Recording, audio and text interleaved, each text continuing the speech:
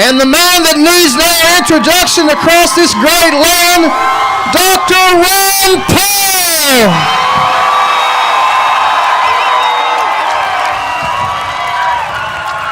Ron Paul Revolution.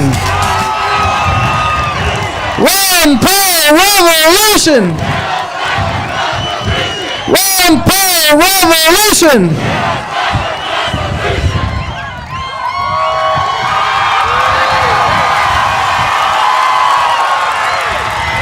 Thank you.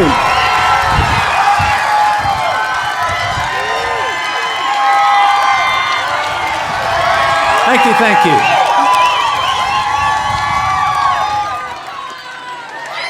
Thank you very much. Thank you for that nice reception. Thank you for the introduction and all the individuals that work so hard to put this together.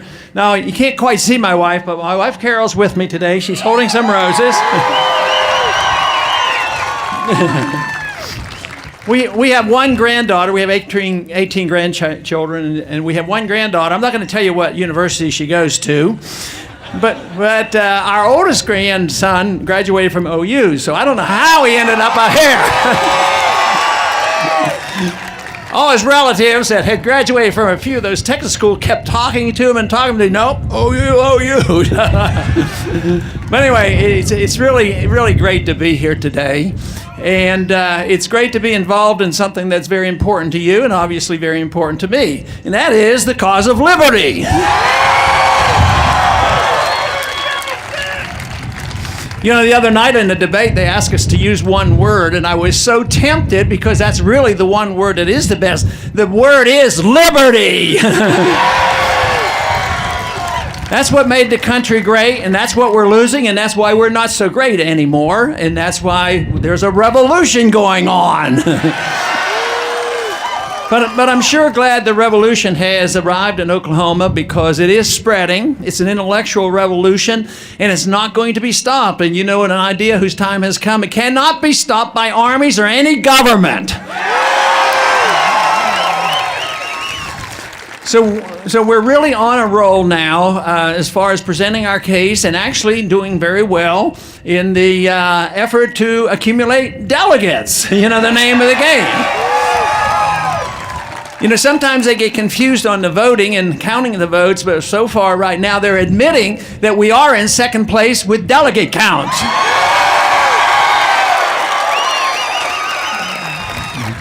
And there's a lot more counting to do, so the effort is going to continue, and it's so important. But this has been going on for a long time. I've been talking about our problems for a good while. Matter of fact, when I got involved in politics in the 1970s, I was trying to head off some of these problems. But lo and behold, the government continued to grow. If you looked at the size of government, and since I've been involved, you'd have to say I didn't do a very good job because the government keeps growing. But where we're making inroads is with you. And I tell the people wherever I go that the people are waking up, but Washington is still sound asleep, so we better let them hear our message.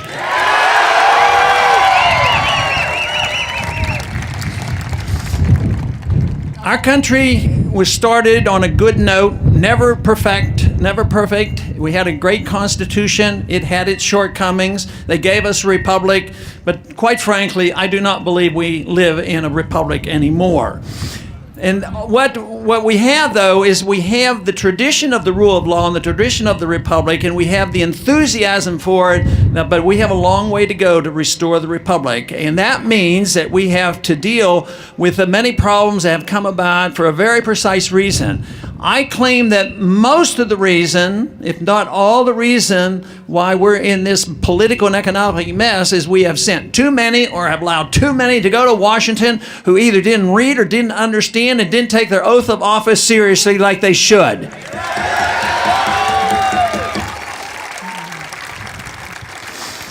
But at least about 100 years ago, things changed rather drastically. The seeds were planted for the inevitable growth of big government. And that was, things like the 16th Amendment was a very bad move. And of course, we should repeal the 16th Amendment because Because we have a natural, God-given right to our lives and our liberties, and we ought to have the right to keep the fruits of our labors. Jefferson lost the argument that the federal government should be able to borrow money. He believed they shouldn't even be permitted to borrow money. So he lost that argument, and they started borrowing money, but not till the 20th century did they borrow money wholesale. But then, of course, then with the income tax, they started, taxing us wholesale. But there was always a limit to that, because there is a point of no return. The more you tax, the less revenues and the angrier the people become. So we had the taxes that were limited, and this borrowing was limited, because if you continued to borrow, the interest rates would go up. So, of course, in that same year, they gave us the IRS and the federal and the income tax. They gave us that very onerous thing called the Federal Reserve that we need to abolish. And the Fed.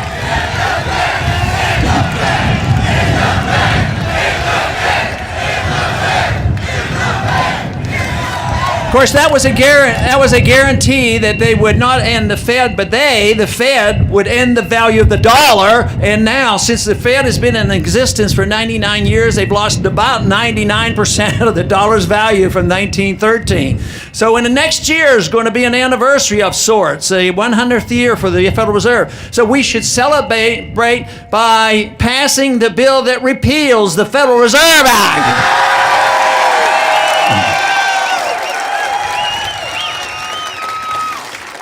But with the introduction of the Federal Reserve, which is something that nations have done and dictators have done for thousands of years, debase the currency. The governments always want control of the money because they can debase the currency. At one time, it was just clipping coins. Another time, diluting the metal. At another time, it started printing money. Today, it's very sophisticated. They just use a computer, literally creating trillions of dollars without hardly any effort. And the Federal Reserve actually churned $15 trillion during the bailout. And they do it without adequate supervision by the Congress, like the Congress totally ignores them. And that is why, short of getting rid of the Federal Reserve, we absolutely have to get a full audit of the Federal Reserve, what they're doing. But history shows that once governments have the power to create money, they do. And what does that mean? That means the government grows. And when the government grows, your liberties are undermined. And that means personal liberties are undermined, economic liberties are undermined. And nations that grow like that end up doing way too much overseas. They feel like they have this obligation, authority, and the power to police the world. And so when we have our revolution and when it comes to about, you'll know it's here when our troops come home.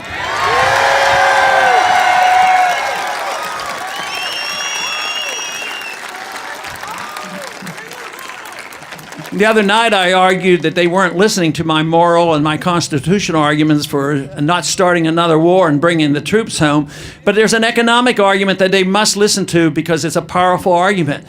It's great nations who overextend themselves overseas inevitably go bankrupt. And we're in the middle of the declaration of our bankruptcy now. And that is why there's such turmoils around the world, because we have been issuing the universal currency, the reserve currency of the world. So we have to face up to that. You know, I just saw a statistic just recently that showed that the amount of debt per individual in this country is greater than the amount of debt per individual in Greece.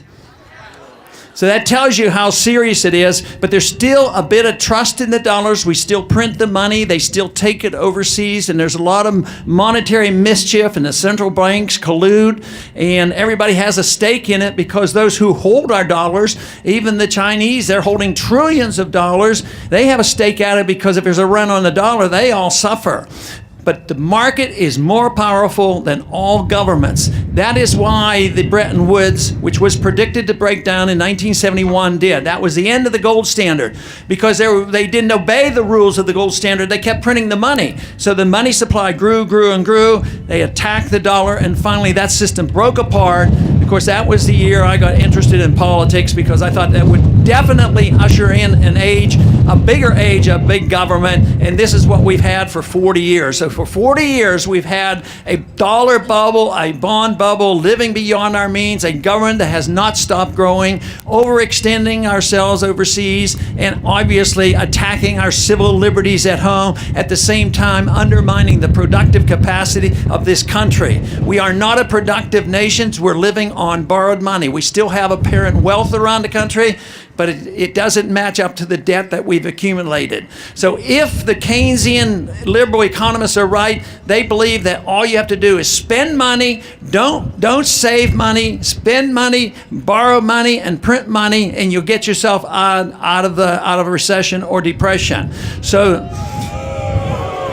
it's obvious that it doesn't work, and there is a great test going on right now between those of us who believe in sound money and free markets and individual liberty, minding our own business, a sensible foreign policy, and those who believe we're supposed to be the policemen of the world and deficits don't matter and the welfare state will last forever. I believe we can win this argument, and we'll win it soon.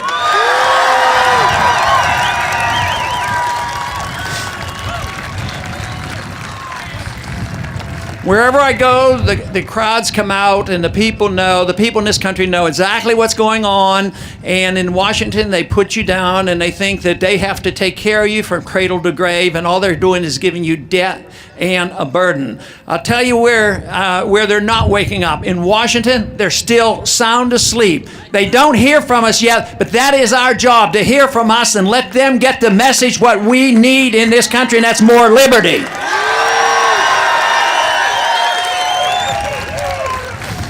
You know, one thing that inevitably occurs as government grows, you can't grow government. The government assumes this responsibility to improve our behavior. If they think the government can protect us from against ourselves, it inevitably leads to a dictatorship and control of everything we do.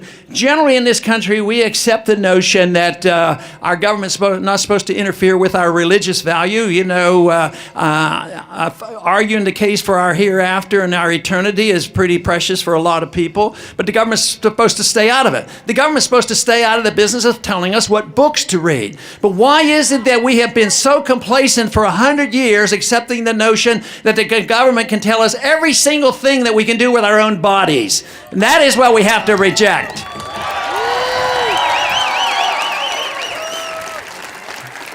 Now, the message of liberty is a wonderful message, and I'm always shocked over the many years that I've talked about this, how poorly we win the intellectual argument. We're doing better now, but for a long time, the other side who said that the government is obligated to take care of everybody. Anybody who needs anything has a right to it. So therefore, if they need something, want something, or demand something, and they have a coalition of 51%, they can take it from the 49% and get what they want. But see, that is coming to an end, and there's no reason in the world that our message can't prevail, because not only do we argue for the case for personal liberty, but if you have any humanitarian instincts and you care about the things the other side claims they care about, because they think that if you need a house, give them a free house. If they need food, give them food stamps. If they need an education, give them free education. If they need medical care, give them free education, because they're the humanitarians. But what does it end up like? It ends up like the housing bubble. Sure, they passed out a lot of houses to people who couldn't afford them. They lost their jobs, they lost the houses, and somebody else made bundles of money off the deal. Not only did they make money when the bubble was forming, when the bubble burst, they of course got the bailout. The American people got the bad debt. They lost a job. The middle class is now shrinking. So there's no reason why we can't win this argument now that the failure of government programs and government involvement overseas and policing the world, it is so apparent that it is failing, that if they truly care about their fellow man, the one thing is, there's absolute concrete evidence that the freer a society is, the wealthier the society is.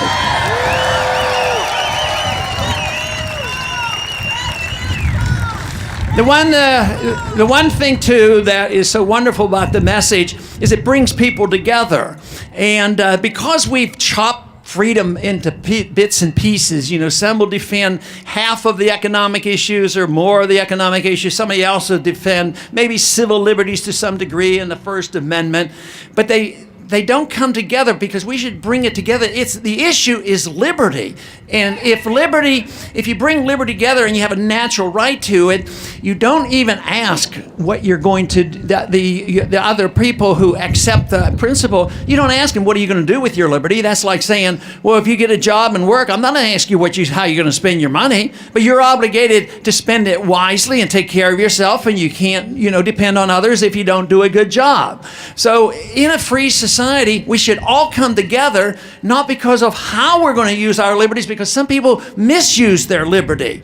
But that doesn't mean that we have to accept that. Just because they misuse it or do things that we don't like, that doesn't mean we endorse what they do. What we have to do is endorse the principle of liberty, and we should all come together and use it as we see fit with the rule of don't hurt or injure anybody else. And that means that we should all come together, and the crowds that come together for the defense of liberty should be and have been very diverse, and that's how we solve so many of our problems. Too many others have assumed that our certain freedoms and privileges come because we belong to a particular group. I don't buy into that. I think it's absolutely wrong to have punished, as this country has punished certain groups because they were denied because they belong to that group. But the answer to it isn't giving people privileges because they belong to a group. Everything has to be individual, and we have to treat everybody equal. We have to have equal justice under the law for each and every individual. And I've had a lot of complaints. I think you all know that I'm not exactly a fan of the drug war. I think the drug war has cost us $3 or $4 trillion in the last 40 to 50 years. And guess what? There's still a lot of bad drugs out there. There's a lot of addictions. I don't like the idea of saying drug addiction is a crime. It should be treated as alcohol and treated as a disease. But the bigger problem in this country when it's misuse of drugs, believe it or not, it's prescription drugs that are a bigger problem than the illegal drugs. But the drug war has been used to undermine our civil liberties. There's been too many SWAT teams busting into houses they shouldn't be busting into, too many people, innocent people dying, and it has been an excuse to invade our privacy. And this is the reason that we have to look at that whole issue of who's supposed to protect us against ourselves. We teach our children about the dangers, automobiles and fires and all the other things. We should have that responsibility as well. If I thought for a minute, though, that they had a perfect society and nobody was inclined to misuse drugs and do all the problems that come, it'd be a little harder. But sort of like the economic argument, they don't create perfect economic conditions, but they don't create better moral behavior either. That comes from within the family and the community and the church, not from the federal government bearing down on us.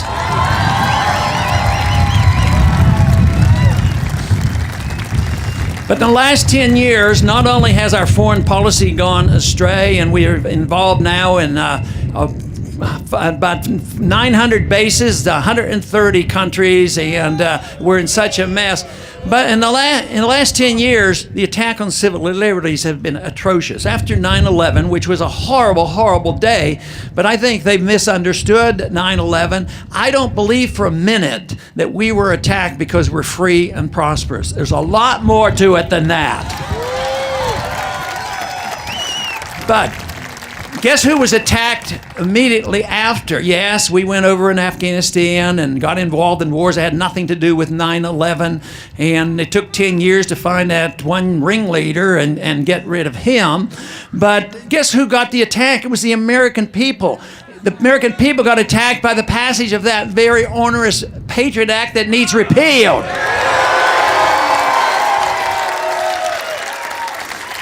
I am convinced that if that bill had been called Repeal the Fourth Amendment Act, it wouldn't have passed.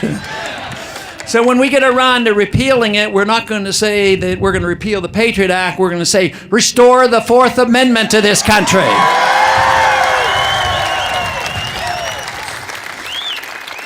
It's sad, but our attack on our liberties, the foreign policy, the monetary policy, and the welfare state, tragically has been too much bipartisan. I'd like to say that the party that I'm running in is the savior and is going to produce it, but that isn't going to be the answer because our problems have been bipartisan too long. Matter of fact, sometimes the people say, well, Ron, you can't do it because you won't compromise. Well, there's been way too much compromise in Washington between the two parties coming together, spending the money and going into these wars. So, but what else has happened? The president assumes that he's a king. He's decided that by edict, because he's the commander-in-chief, that he has the authority under certain circumstances that he can assassinate an American citizen. And he's done it to prove this point. He's done it 3 times. And where has been the outcry? I hear it from the crowds. But just think, we've had how many debates? It depends on how you count. I think it's about 22 if you count every single one of them. That issue never comes up. About civil liberties, the protection of privacy, assassinations, all these things, totally ignored. They do not bring this up at all. Though, but also the federal, the Congress hasn't done much good in stopping it. They don't resist what the president does. Matter of fact, in December, they delivered to the president the National Defense Authorization Act. The president celebrated the new year, January 1st. He signed the bill. And of course, that is the bill that gives the president explicit authority that he can use the U.S. military to violate posse comitatus to arrest American citizens. In secret, put away in secret prisons, denied an attorney, and kept indefinitely. That is not what America should be all about, and we need to change it.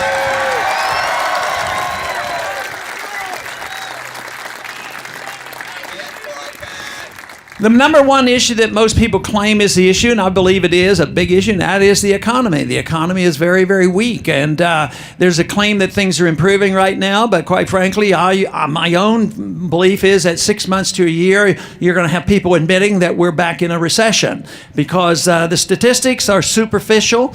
They deny the truth. Even the calculation of unemployment is a fiction. The real unemployment is closer to 20%.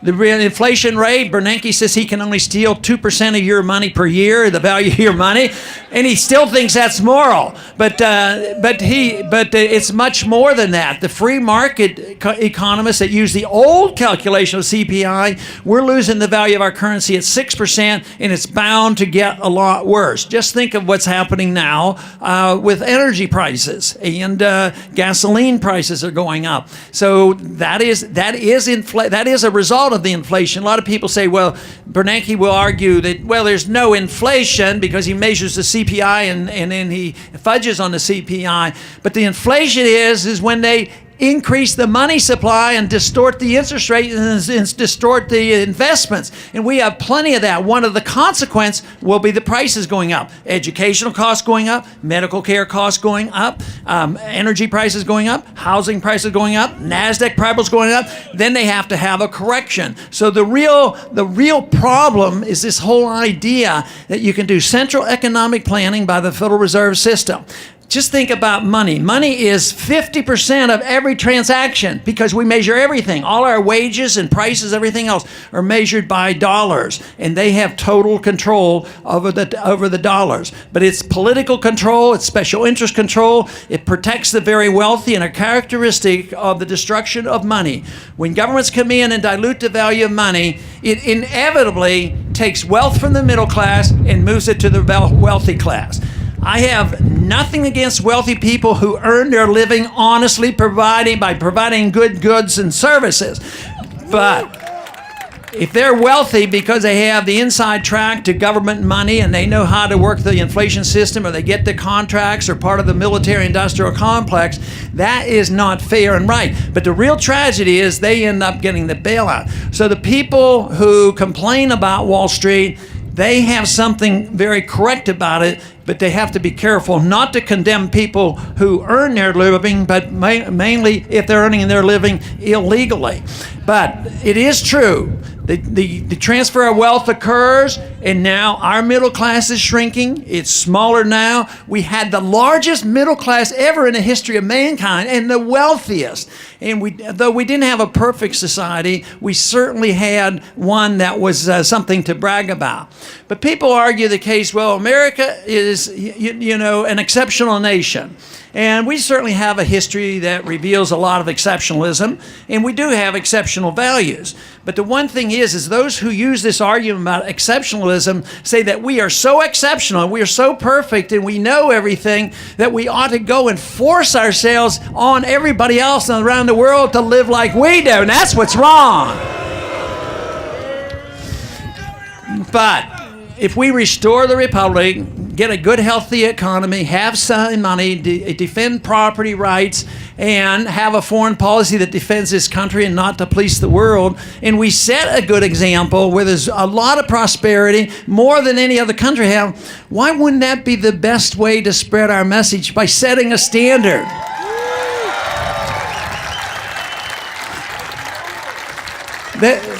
Then other countries would want to emulate us. But the use of force, whether it's forcing other countries to do it or forcing individuals on their lifestyle and telling people what they should do, it just absolutely contradicts everything America stands for. But we are fortunate. We are fortunate because we at least have a tradition. I believe things are going to get worse economically. I worry about the attack on our civil liberties. I worry because we don't get a lot of national attention. I get reassured when I come out here because you know what I'm talking about. I'm very pleased when I hear the positive attitude from you.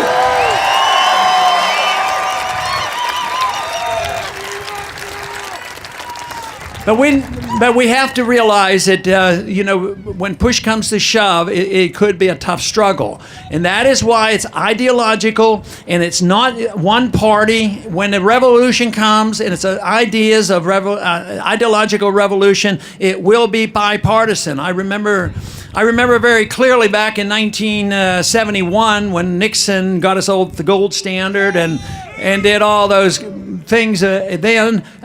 He said, well, we're all Keynesians now, and he was right. Republicans were no longer fighting for free markets. They all joined the Keynesian liberalism, inflationism, Federal Reserve System type of programs. But when we replace that, it has to be pervasive. We have to have people come together from all parties. And this is the reason that I really am optimistic, because so many places where I go and the crowds are large, a lot of time people will come, but sometimes I even ask, there could be even some Democrats here. How do we know? But sometimes they'll whisper to me as they go out, I'm a Democrat, I'm a Democrat, but I'm going to register Republican to vote for you. I say,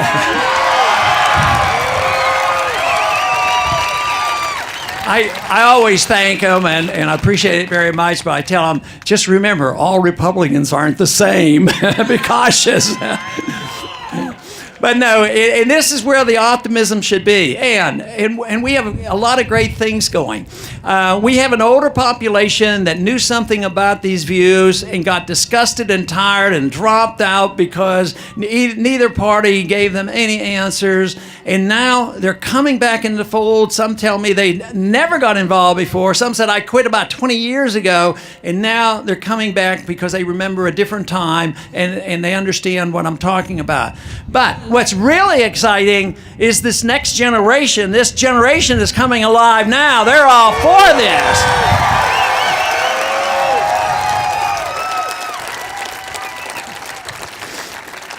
Of course, there's a lot of stories written about that. Why should those young kids and young people be concerned? I said, well, their minds haven't been clouded up with a lot of stuff yet. They still have an open mind. They're idealistic. So, but it is great. I appreciate that very much. But I think it's this coming together. It's bipartisan. It's ecumenical. But it is the key to it is like I explained. The key is freedom. But not be judgmental on how you use your freedom. That should bring everybody together for that issue alone. Now, freedom is a rather young idea. They accuse me, and I'm sure you've been accused of saying, "Oh, you just want to go back to the dark age, back to this silly idea of having commodity money and having a gold standard and believing in the Constitution." That's all old stuff. But you know what is old stuff? Is tyranny. Tyranny's old. Freedom is new. And we've had this great experiment, but I get worried at times that it's slipping away. But I'm encouraged, of course, now because so many people are concerned and they're fighting the fight. But freedom has only been around in the experiment. The evidence is so overwhelming. And even I tell people, and I'm very sincere about that, if I had a choice of living in a free society where my life was my own, but I would be poor, I would accept that. But the great thing is, the freer society, that doesn't happen. You know, we get a twofer. We get our freedom and we get our prosperity. But what happened, I think, you know, as we got wealthier after the Industrial Revolution, the material abundance was so immense that people were so pleased with it. That's what they concentrated on, and they got the government involved in helping to redistribute, and more people wanted more, and less people were concerned about the principles of liberty. But that's what's happening today. That's what the revolution is all about, is dealing with the principles of liberty, what made America great, and we will win this fight. Thank you very much. Thank you.